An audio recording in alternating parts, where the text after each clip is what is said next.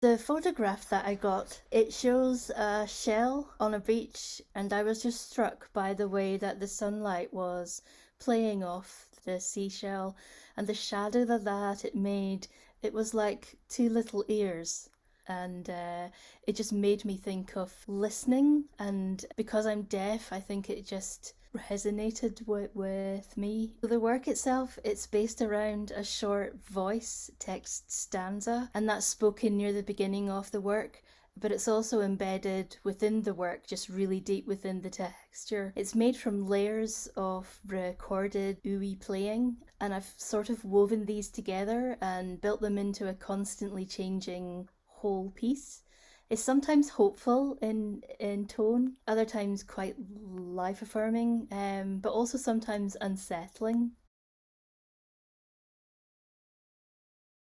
I've always been fascinated by the combination of words and music. I think with every piece of music that I write, there's usually text at the beginning of it. It's usually the thing that sort of kicks off the creative process. It could be a literal rhythm from a word.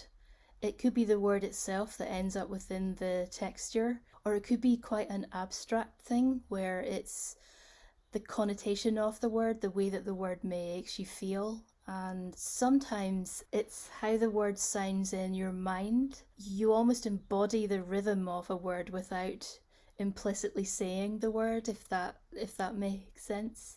I can't hear what I write anymore. So, in writing this work, I've been able to come to terms with my deafness because I've learned to trust my inner oral imagination. So, the sounds that are stored in my mind, I refer to them now. So it's quite a different way of composing, but in a sense, it allows your imagination to be even more free, I think, because you're not bound to what you're physically hearing, I guess.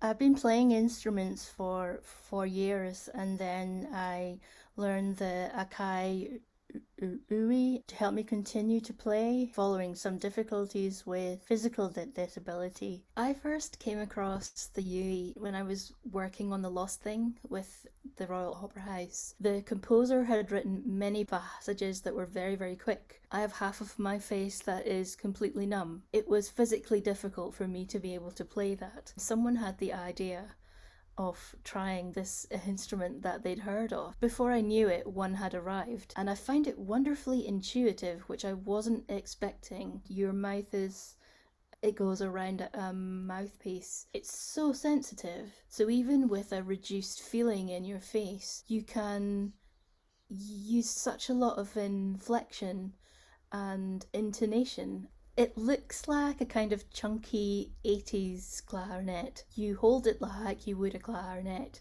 and you use fingering from saxophone or from brass. It has a bank of 99 sounds stored within the instrument, so you can access any of those, but also you're able to create new sounds to use it as a trigger for samples within Ableton. It could basically sound like anything you want it to, but it also can sound like a traditional acoustic instrument as well.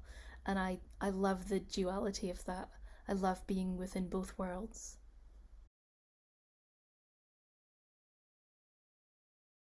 My career is in two halves. So I followed quite a usual way, learning instruments in school and going on to a undergraduate study in music. And then I had a very sudden health incident that just changed my life completely overnight. So I'm now a wheelchair user and deaf. It's really since 2014 I've been rebuilding my career, and strangely, I think it's even more interesting than it might have been anyway. I have a number of new commissions in the pipeline for the next year. I think I'm lucky in that I work with music in lots of different ways. I'm a composer, a performer, a researcher, and I'm also a trained music therapist with Nordorf Robbins. I play the clarinet, the sax, the bassoon, and now the Yui, and sometimes I sing.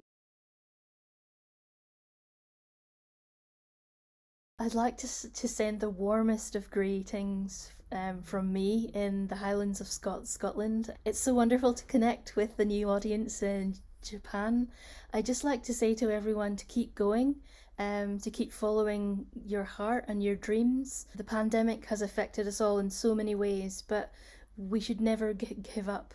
And I'll continue to be curious and quietly determined as an artist and encourage people to notice the small things in life.